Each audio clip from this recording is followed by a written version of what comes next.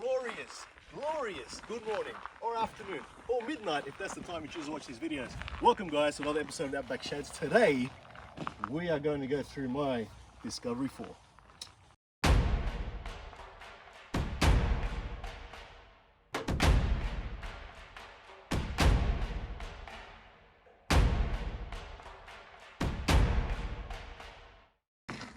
Alright, so first off here at the front, we didn't zoom in, you probably wouldn't have seen it. This is a hidden winch. I'm currently running the Runva. I think it was the 13 XP.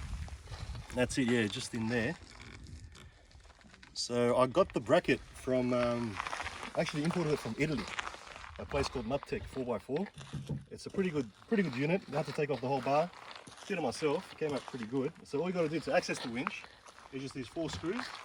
This whole thing comes off, and then I've got access to the winch. I'll put up a video or photo of that there in action. That's wireless, so I don't really have to take anything off to access it, which is pretty good. So maybe we'll do a bit of an external, a bit of modifications on the outside, and then we can go through electrics and other things as well. So starting off, I guess from here, just got an antenna. Now this is a special bracket made for this car. Pretty much with these cars, everything is special bracket. I do have to paint that again. I went over that with plastic dip, that's what it was. It's come off a bit. It needs a bit of a revamp. But it's molded specifically to this car. I think it was from, can't remember the name, but I'll put it up on the screen once I remember where I got that from. It's been a while. I've had this car for now 4 years. So it's served me very, very well. Going up to the roof, the good thing about these cars is this pillar is just a plastic cover. And it's so easy just to be removed and run cables up. So you can see this is where I run the cable from my second battery up to my LED light up here on the roof.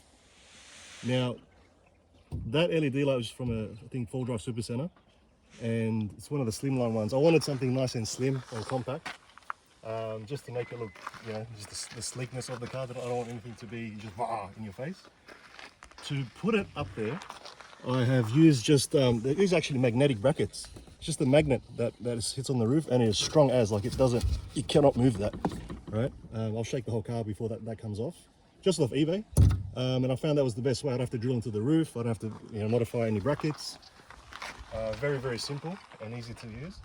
Now, because I've got the rooftop tent on the roof, I've used 4 roof racks. These are just some cheap eBay ones. I think they're about $100 for a pair. But I just want to put 4 on there just in case, just to take that extra load. I'm still not 100% about them. I'm thinking of going the Rhino heavy duties, but we'll see how they hold up. For now, they're doing all right. Since we're talking about the roof, let's talk a little bit about the rooftop tent and what's around it. So this is I've just put this on yesterday. It's the Adventure Kings 270 wraparound awning. It's not a freestanding. I couldn't use a freestanding. I did want to get the Drifter freestanding one, but the problem is, because these cars have got this lip coming out here, it really goes up like pretty high. So as you can see, if I use the freestander, it's going to hit here. So I couldn't go that route. We quickly swing over to this one here. This is pretty much the same awning, but we'll go through this car in another video. But that's essentially the same awning that I've got on there, and it wraps all the way around, which is great. As for the rooftop tent, this is a Drifter Wildlands. It's the 1.4 model. I have done a few modifications to that. I do have actually another video on that, of some of the mods that I've done to it, which is I've changed the mattress out because the mattress that comes with it is really, really, really hard. And I've got this as well from Drifter aluminium tray, very handy. Put firewood up there, anything else, many things, chairs, firewood. And I've also got a bag from 4-drive Super Center as well, canvas bag, pretty much the whole length of that, which really helps. I can just store whatever it is up there. Because I've lost pretty much the roof, I can now at least still use the roof on top of the tent, and that can hold 100 kilos. These are the tough ants, 18-inch. Now again, with these cars, everything's unique, right? So because this is the SD V6 HSE, it's got the bigger brakes, so you can't just chuck any 18-inch rims on there. It has to be specific for this car, and you can see how they had to bulge out to clear the brake pads. As for the tires, they're the Cooper ST Maxes, 265 60 18s. They don't rub at all. They've been doing great for me, and pretty much this lives on here full time now. I do have another set of, I think, 20 inches that come with it. So that's when I have this in princess mode. This is beast mode, but when it's in princess mode, she's got all the bells and whistles with the nicer tires and wheels and that. Rock sliders, okay. So these are APT rock sliders. So basically, that's how they go on. They just bolt. Very, very easy install. Just bolt to the side there. And these have saved me a few times. They are solid bit of kit. Underneath, we've got the air compressor guard, also from APT. And I've also got the guard here over, that's the air reservoir tank. And there's another APT guard there. So pretty much the whole underside of the car, I could just slide off anything pretty much. It's all protected. I think it's a good investment. Meanwhile,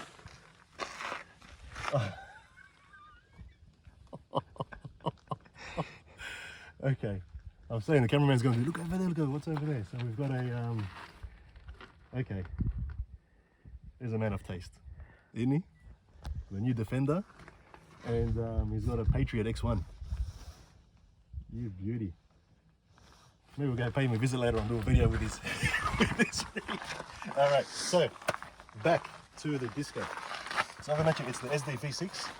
I think it's got about 50 newton-meters of torque, more than the TD V6. Let's pop the bonnet and we'll go through that. Now these cars are very, very tight. Okay, I had the Optima yellow top, 55 amp hour, which is all you could fit before in this section here. But now I read on one of the forums that you can actually fit an SSB HVT 70 LD, guys. This just fits and it just clears, and it's actually, I think it's 85 amp hours. So combined with the trackside battery isolator, that's the SC80, pretty much what this thing does is it connects both batteries together and draws power from both batteries until the main battery voltage goes down to, I think, about 11.8 volts, and then it disconnects it. So essentially, previously out of the 55 amp hour, you're essentially getting around 100 amp hours worth of actual usage by using this system. And also it's a fast charge system and all these bells and whistles with it. But now I think that I've got the 85 amp hour, I've essentially got probably around the 120 to 130 available amp hours to use with this system. So it's really good. Tim is his name, top bloke. I paid for that myself. Nothing on this car sponsored, guys. Everything I've paid for with my own hard-earned earnings, and because I think it's good gear. Under here is something I'm really, really proud of. So this, ladies and gentlemen, is where I have my air compressor, ARB air compressor in there.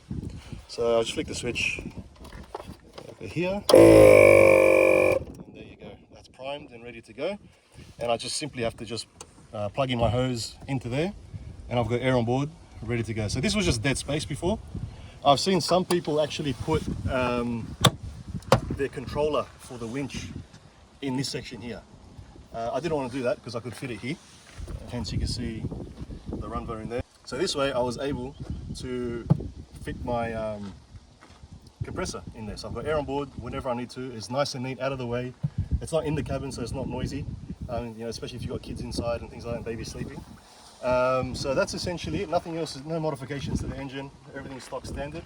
But that's essentially the mods I've done underneath the bonnet. So that's that. Snorkel is a Safari.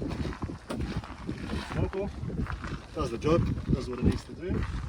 Inside the cabin, the only mods I've done inside here is, if you look down there, that's where I've got my radio, CV. Nice and tucked out of the way. I didn't want to drill up inside, you know, on the dash or anything like that. I think it looks really nice and clean as it is. And here, yes, the red arc is what I've done here. This is pretty much how it's set up full time. So I've got a King's, just a King's drawer. In here is nice little setup. So this is ready to go anytime, guys, for camping. Pretty much, I've got my gas, I've got my kettle. I've got my jet boiler. These things are amazing. Mallet. There's a heater in here, and all your cooking stuff, essentials that I need for cooking. Back there, just my essentials. I've got, you know, in case of any emergencies, just some basic tools to keep us going. I love this thing. She's old but a goodie, right? Does the job. Now there's some, you know, better ones on the market, I suppose, with a bit more options, but you know, she does everything I needed to do. This always stays in here as well. This is fantastic. I just simply pull this out. Everything about this car, guys, I've set it up to be easy and convenient. All right, everything's where I need it to be. Nothing too fancy, but simple and effective, and that's what you want. Things that are simple and straight to the point. So right here, I can quickly just come on in, pop up, wash my hands, we're good to go.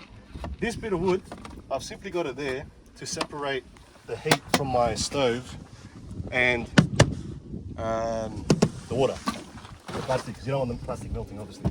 I slide this out. Chopping board just sits nicely, neatly on top. In here, there's a really good toolkit. It's pretty much, I can strip a whole car pretty much with this. And in there as well, I've got my my stove, which is the Coleman triple burner thing.